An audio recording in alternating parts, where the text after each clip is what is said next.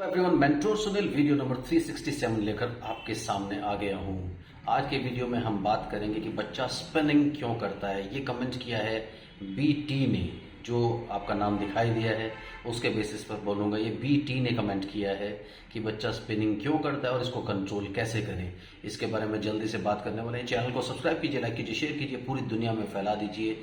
मुझसे कंसल्ट करने के लिए मेरा मोबाइल नंबर है 8168790299 +91 इंडिया का SD कोड लगाना बिल्कुल ना भूलें। अगर इंडिया के बाहर से कॉल कर रहे हैं तो इंडियन कंसल्टेशन 1000, इंडिया के बाहर से कॉल कर रहे हैं 3000 रुपीज अकाउंट ट्रांसफर देकर आपको मेरा अपॉइंटमेंट इजीली मिल जाता है।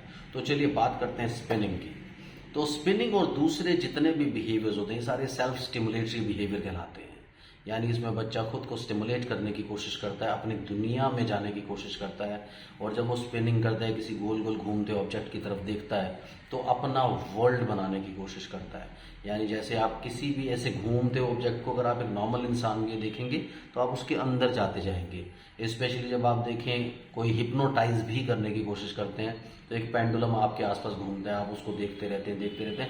अल्टीमेटली आप अपने सबकॉन्शियस वर्ल्ड में चले जाते हैं या हिप्नोटिक वर्ल्ड में चले जाते हैं। इसी तरह से बच्चे अपने आप को हिप्नोटाइज करते हैं ताकि वो दुनिया से कटअप रहें और उन्हें दुनिया से कनेक्ट नहीं करना पड़े।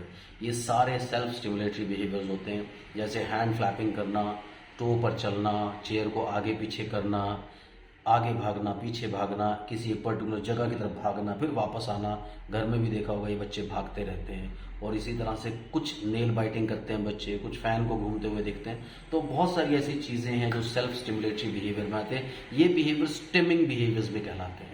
तो इन बिहेवियर्स को रोकना थोड़ा सा मुश्किल होता है अनलेस एंड अनटिल आप एक बिहेवियर थेरेपिस्ट के कांटेक्ट में हैं। तो आपको प्रॉपर बिहेवियर थेरेपी लेकर के टेक्निक सीखनी चाहिए, क्योंकि यहाँ पर ये बिहेवियर्स कंट्रोल करना बहुत मुश्किल होता है। क्योंकि नॉर्मली इन बच्चों को अटेंशन चाहिए होती है। तो जब आप इन बच्चों को अटेंशन देते हैं, चाहे वो नेगेटिव है चाहे वो पॉजिटिव है, आप डांटते हैं, कुछ लोग पिटाई भी करने लगते हैं, लेकिन ये बिहेवियर आप देखेंगे at the end of the day ये बिहेवियर बढ़ जाते हैं कम होने की बजाय। तो इसे कंट्रोल करने के लिए अगर आप घर पे कंट्रोल करना चाहते हैं तो बेस्ट टेक्निक है कि अगर ये हार्मफुल नहीं है, जैसे आप किसी को इंजरी नहीं कर रहे हैं, तो आप इस बिहेवियर को इग्नोर कर सकते हैं। दूसरे उस बिहेवियर से डिस्ट्रैक्ट करके किसी और एक्टिविटी में लगवाने की कोशिश करें तो ये टेक्निक आप अडॉप्ट कर सकते हैं। अदरवाइज को बहुत ज़्यादा टेक्निक्स आपके पास घर में नहीं होंगी कि आप अपने बच्चे को ईजिली मैनेज कर सकें। तो एक प्रोफेशनल के टच में रहना बहुत ज़्यादा ज़रूरी है। आप प्रोफेशनल से सलाह लेते रहिए, पूछते रहिए, ताकि वो आपको टेक्निक्स बताते रहें और उन टेक्निक्स पे काम करके आप स्टिमिंग बिहेवियर्स जितने भी हैं, सेल्फ स्टिमुलेटरी बिहेवियर्स जितने भी हैं, उनको कंट्रोल कर सकें। क्योंकि इतना आसान नहीं होता इन बिहेवियर्स को कंट्रोल करना। सो इस बात को समझते हुए एक प्रोफेशनल हेल्प ज़रूर ले लें। तो इससे आप इन बिहेवियर्स को आराम से कंट्रोल कर सकते हैं और धीरे धीरे ये बिहेवियर कंट्रोल होने के बाद ख़त्म हो जाते हैं। बट स्पिनिंग एक ऐसा बिहेवियर है जो एक सेल्फ स्टिमुलेटरी बिहेवियर है और इसको कंट्रोल करने के लिए थोड़ा सा दो चीज़ें मैंने आपको बताई। एक बार फिर मैं इसको सम अप कर देता हूँ कि आप बच्चे को डिस्ट्रैक्ट कर सकते हैं। दूसरे, आप बच्चे को किसी और एक्टिविटी में लगाने के साथ साथ उसे बुला करके उसके वर्ल्ड से बाहर निकालने की कोशिश करिए, ताकि बच्चा बार बार उस एक्टिविटी में एंग्रोस नहीं हो जाए।